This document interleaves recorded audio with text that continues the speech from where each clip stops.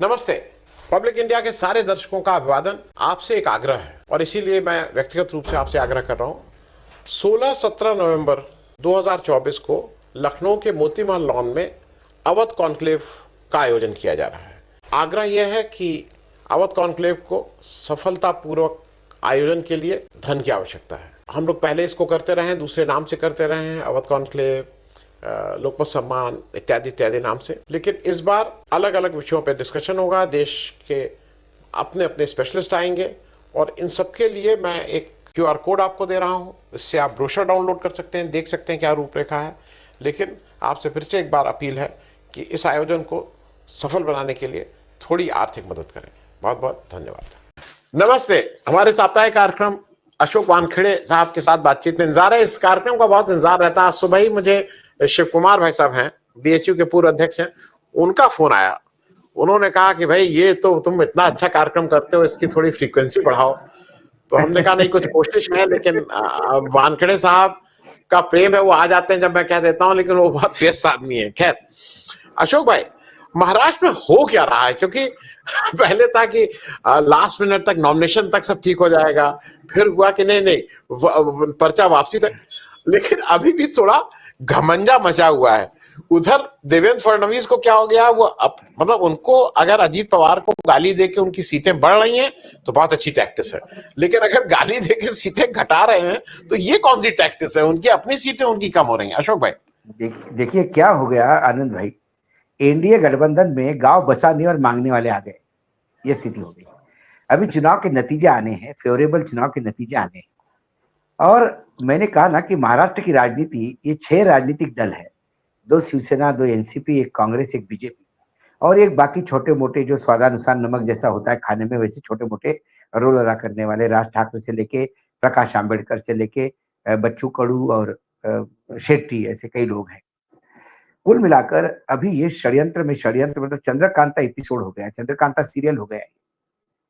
तो उसमें हुआ ये है कि देखिए मराठा आरक्षण देखिए, तो मराठा आरक्षण के पीछे खड़े कौन? शरद पवार और एकनाथ शिंदे, ये दोनों एक है मराठा आंदोलन को लेके। शरद पवार के कहने पे या शरद पवार के लिए एकनाथ शिंदे अजित पवार को निपटा रहे हैं और जरांगे देवेंद्र फडणवीस को निपटा रहे हैं। ठीक है, देवेंद्र फडणवीस जो इसके लिए जाने जाते थे कि हर चुनाव में कहते थे कि मैं ही आऊंगा, मैं ही आऊंगा, इस बारे में बोलने कोई तैयार नहीं। उन्होंने इस बात को एडमिट कर दिया कि बीजेपी बड़ी पार्टी हो सकती है लेकिन अपने बलबूते पे सरकार नहीं बना सकती। ये बात उन्होंने रिकॉर्ड पे एक्सेप्ट की। उन्होंने ये भी कहा कि हमारे यहाँ कई ऐसे अच्छे उम्मीदवार हैं लेकिन गठबंधन की राजनीति में उनको टिकट नहीं दे सकते, ये भी हमारी एक बड़ी प्रॉब्लम। तो यदि हम एनडीए की बात करें तो वहां पे अभी सबसे अच्छा स्ट्राइक रेट की बात मैं करूं तो मुझे लगता है एकनाथ शिंदे का होगा, दूसरे नंबर पे बीजेपी आएगी और तीसरे नंबर पे अजित पवार आएंगे। अजित पवार के यहाँ इतना कंफ्यूजन है और इतना जबरदस्त कंफ्यूजन है कि अजित पवार एकनाथ शिंदे के खिलाफ, एकनाथ शिंदे के लोग बीजेपी के खिलाफ और बीजेपी के लोग अजित पवार के खिलाफ। कई जगह खासकर नवाब मलिक की सीट को लेके इतने अंतर विरोध है। और नवाब मलिक ये अजित पवार के साथ है, ये क्या भाजपा जानती नहीं थी? भली भांति जानती थी। यदि नवाब मलिक मात्र मुसलमान होने की वजह से उसका विरोध करे तो बात अलग है, लेकिन उसके ऊपर आरोप है तो आरोप तो अजित पवार पे भी है। आरोप किस पे नहीं? आरोप तो एकनाथ शिंदे पे भी है। आरोप ऐसा महाराष्ट्र में कोई कैबिनेट मंत्री नहीं जिसपे आरोप नहीं होंगे, 2-4 छोड़ दिए तो कुल मिलाकर वहां घमासान मचा हुआ है। कुछ कैंडिडेट विड्रॉ होने थे, वो नहीं हुए। अब कहीं फ्रेंडली कॉन्टेस्ट है। लेकिन एक बात मैं हमेशा कहता हूं आनंद जी, कि जो कैंडिडेट विड्रॉ करवाते हैं इससे पार्टी को फायदा नहीं होता, क्योंकि जो कैंडिडेट ने फॉर्म भरा और वो जबरदस्ती विड्रॉ जिसको आपको करवाना चाहते हो, उसकी स्थिति इतनी बुरी हो जाती है कि वो फिर घर बैठ जाता है, उसके कार्यकर्ता घर बैठ जाते हैं और पार्टी को डैमेज होता है। अब इस मामले में मैं कोल्हापुर को थोड़ा सा मैं जो शाहू महाराज के वंशज है, छत्रपति अभी वहां पे, उनको मैं थोड़ा सा मैं आउट ऑफ वे जाके उनको मैं थोड़ा सा इस बारे में वेटेज देना चाहूंगा, क्योंकि उनके परिवार के महिला को टिकट मिला कोल्हापुर से, कोल्हापुर के एक लोग विधानसभा से। और वहां एक इंडिपेंडेंट खड़ा हुआ कांग्रेस का वर्कर। बहुत प्रयास करने के बाद भी वो बैठने को तैयार नहीं हुआ। आखिर ये तय हुआ कि अब ये विद्रोही खड़ा होगा और कॉन्टेस्ट ऐसी ही होगी।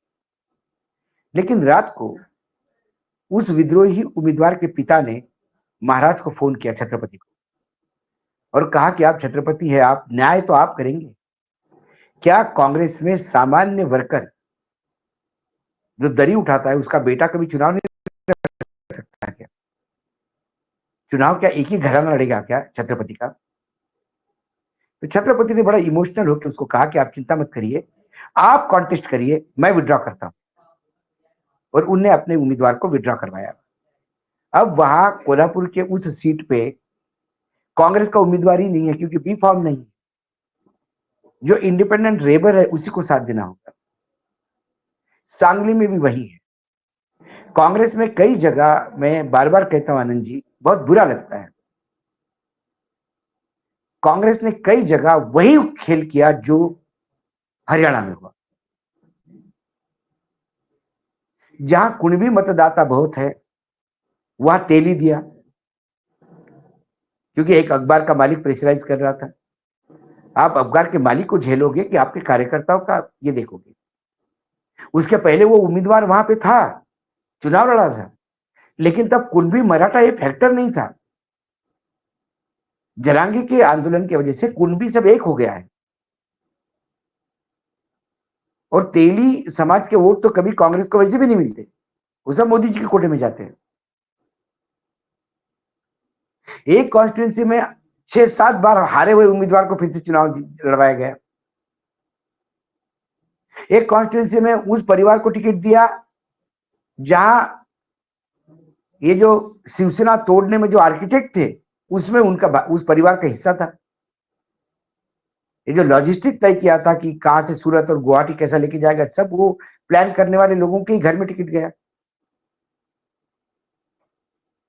तो कुल मिलाकर कांग्रेस हमेशा लड़ाई में जीतती है और आखिर में हार जाती है। आज पूरा विदर्भ कांग्रेस के लिए पलखे बिछा के बैठा है। विदर्भ की 10 सीटों में से एक गडकरी की और एक अकोला की छोड़ा तो सारी की सारी सीटें कांग्रेस की। इतना कांग्रेस को समर्थन कहीं नहीं मिला। जो 15 सीटें हैं कांग्रेस की, उसमें से 8 सीटें अकेले विदर्भ की है। तो उस विदर्भ में तो कम से कम लोगों के आकांक्षाओं, अपेक्षा अनुसार देना चाहिए टिकट। फिर ये दिल्ली की प्रदक्षिणा करने वाले और ये दिल्ली के ही लोग, अब बताइए, हमारे यहाँ बघेल साहब घूम रहे हैं विदर्भ में। अब बघेल साहब के बाद जिम्मेदारी वो विदर्भ जितवाए जिन्होंने अपना छत्तीसगढ़ डुबा दिया। सिंहदेव साहब के पास रिस्पॉन्सिबिलिटी है कि आप पश्चिम महाराष्ट्र जितवाइए, जिन्होंने छत्तीसगढ़ में पलीता लगा दिया। मतलब ये चुन चुन के लोग लाते हैं, आपने वहां हरवाया, अब यहां हरवाइए। ऐसे कई जगह। इसके बावजूद वहां एज है महा विकास आघाड़ी को, सिर्फ इसलिए, मैं बार बार कहता हूं, जहां बीजेपी और कांग्रेस आमने सामने है वहां कांग्रेस बिक जाती है बीजेपी के हाथों। लेकिन यहां दूसरा फैक्टर है, जो शरद पवार और उद्धव ठाकरे, कांग्रेस को कोई फर्क नहीं पड़ेगा कल महाराष्ट्र हार गए तो। कर्नाटक में सरकार है, तेलंगाना में सरकार है, हिमाचल में सरकार है।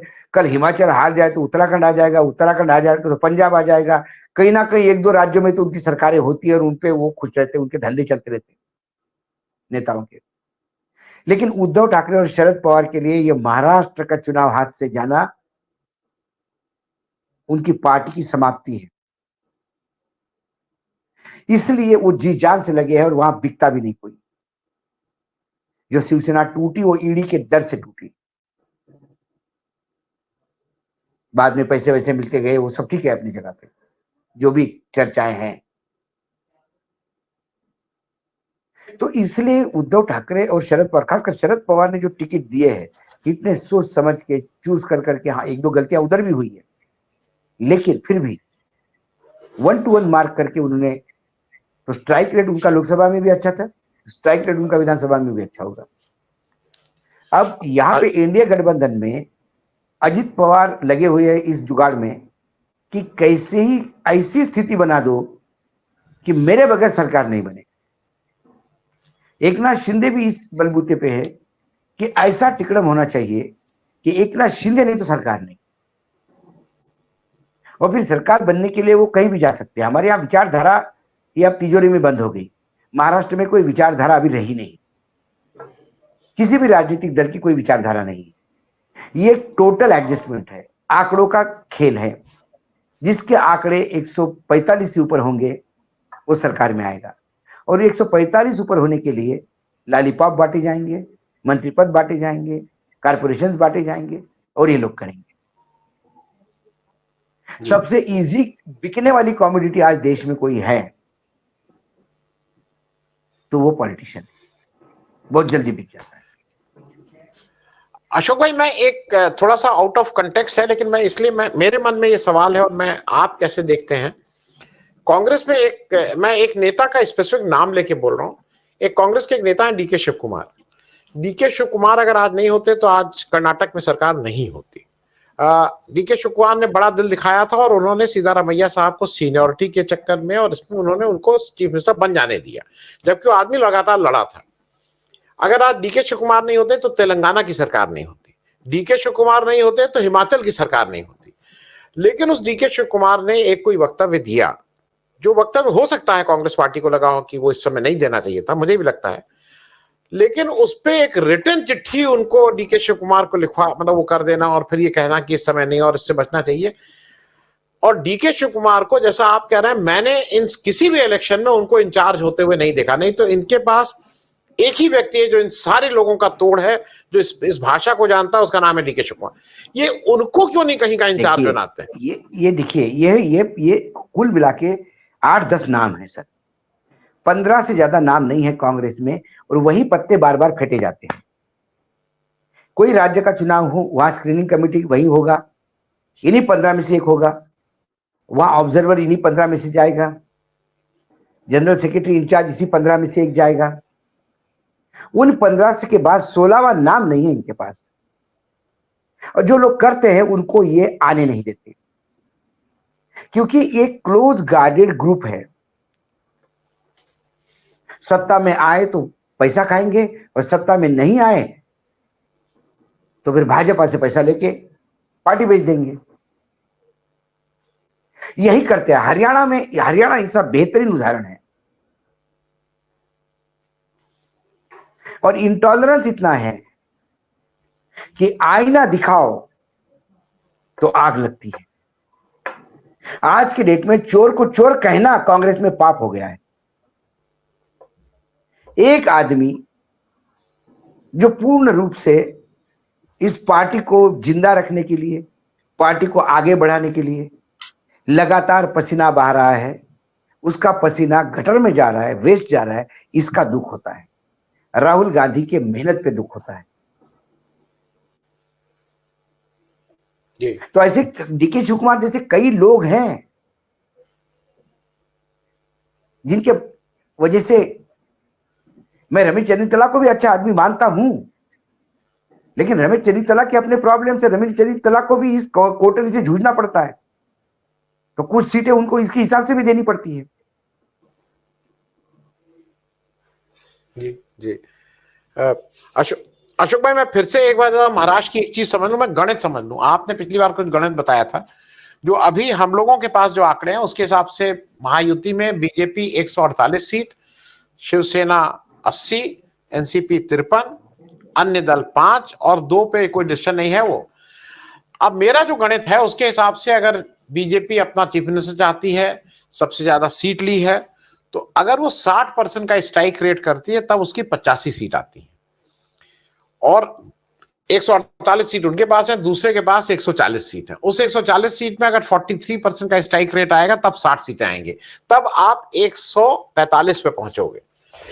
ये कागज पे तो ये पहुंचते हुए दिखाई नहीं दे रहा है। अब मतलब कागज पे तो किसी भी तरह से 60% का स्ट्राइक रेट ये सब नहीं, यथार्थ के धरातल पे भी नहीं है जी। भाजपा अपने कार्यकर्ताओं को, और ये पूरा कुनबा एनडीए का, वो लाडली बहना पे बहुत ज्यादा डिपेंड है। Point number 1। Point number 2, Lok Sabha चुनाव में जो नतीजे आए, उसमें विधानसभा के सेगमेंट के हिसाब से देखा जाए तो महाविकास मतलब महायुति का यानी एनडीए गठबंधन का मानना है कि हमारा इतना रिकॉर्ड बुरा नहीं, थोड़ा हिम्मत कर देंगे तो हम कर लेंगे।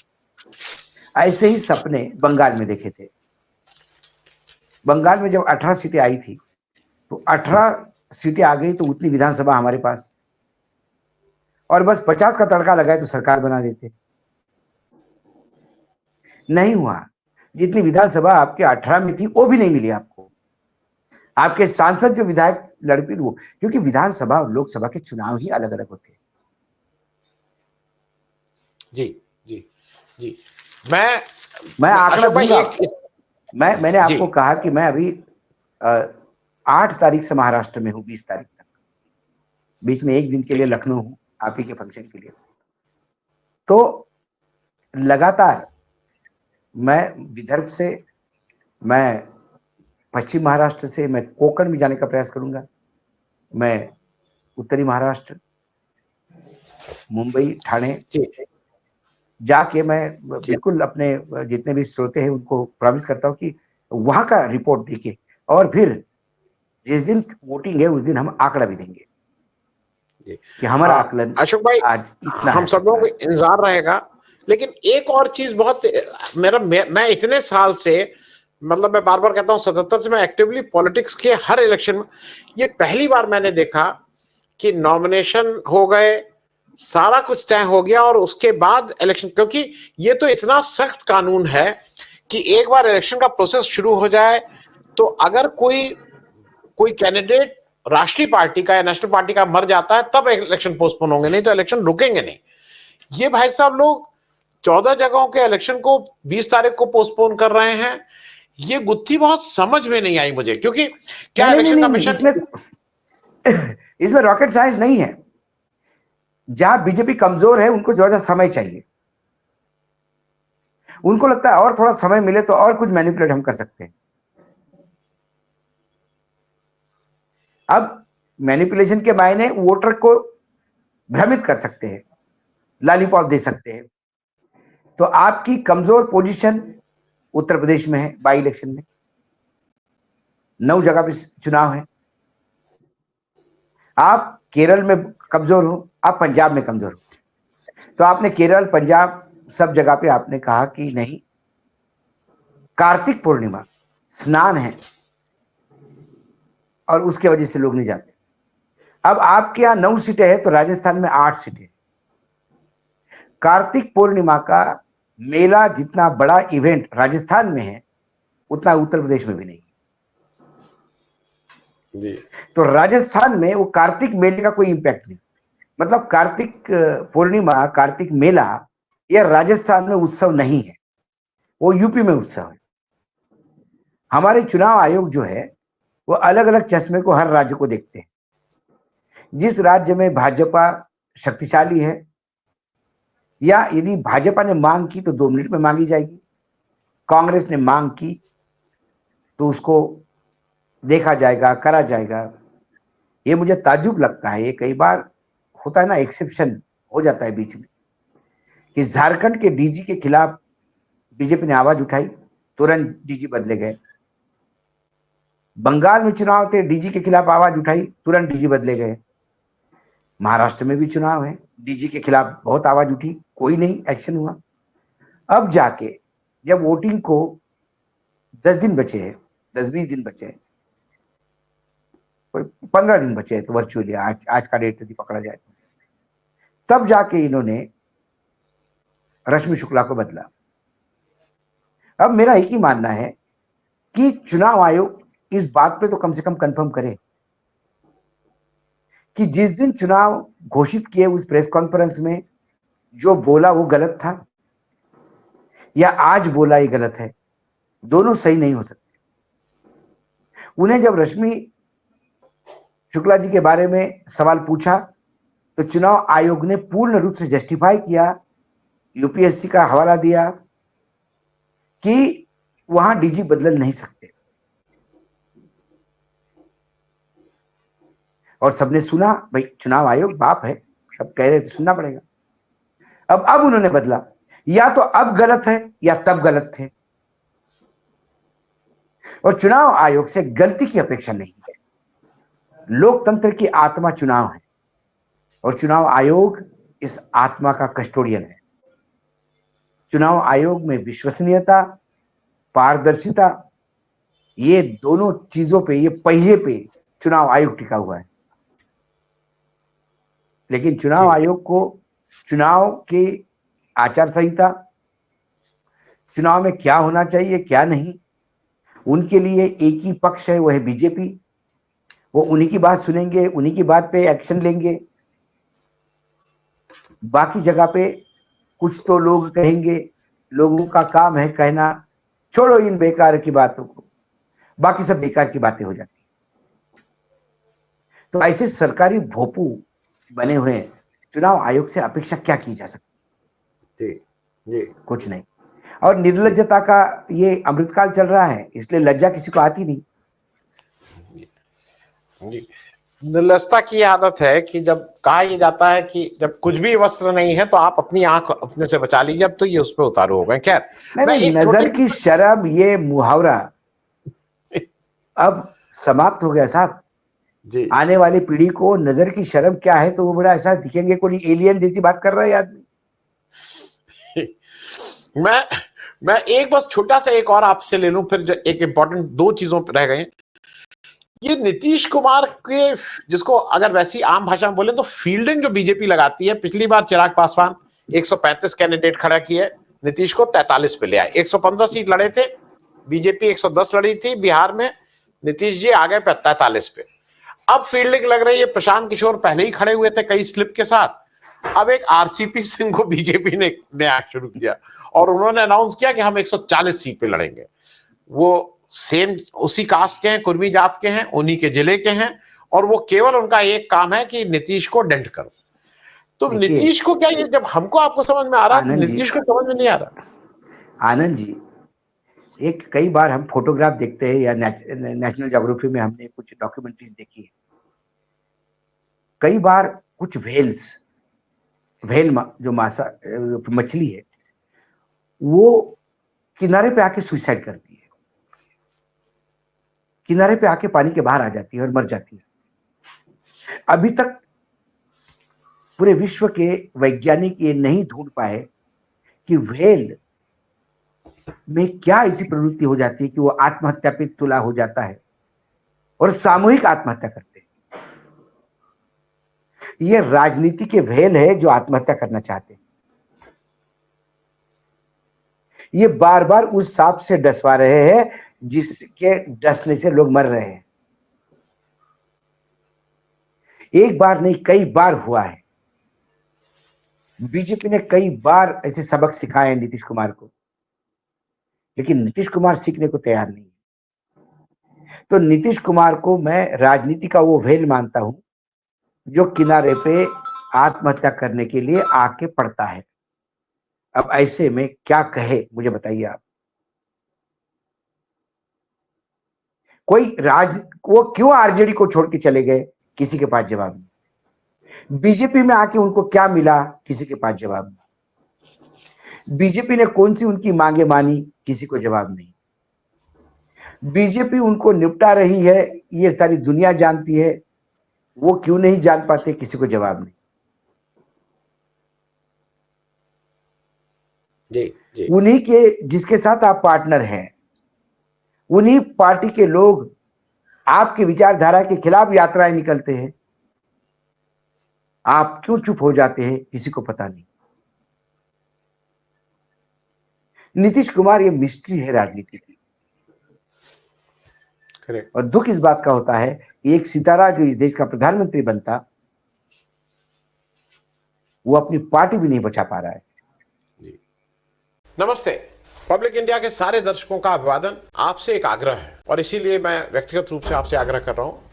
16-17 नवंबर 2024 को लखनऊ के मोती महल लॉन में अवध कॉन्क्लेव का आयोजन किया जा रहा है। आग्रह यह है कि अवध कॉन्क्लेव को सफलतापूर्वक आयोजन के लिए धन की आवश्यकता है। हम लोग पहले इसको करते रहे हैं, दूसरे नाम से करते रहे हैं, अवध कॉन्क्लेव, लोकमत सम्मान इत्यादि इत्यादि नाम से। लेकिन इस बार अलग अलग विषयों पे डिस्कशन होगा, देश के अपने अपने स्पेशलिस्ट आएंगे और इन सब के लिए मैं एक QR कोड आपको दे रहा हूँ, इससे आप ब्रोशर डाउनलोड कर सकते हैं, देख सकते हैं क्या रूपरेखा है। लेकिन आपसे फिर से एक बार अपील है कि इस आयोजन को सफल बनाने के लिए थोड़ी आर्थिक मदद करें। बहुत बहुत धन्यवाद।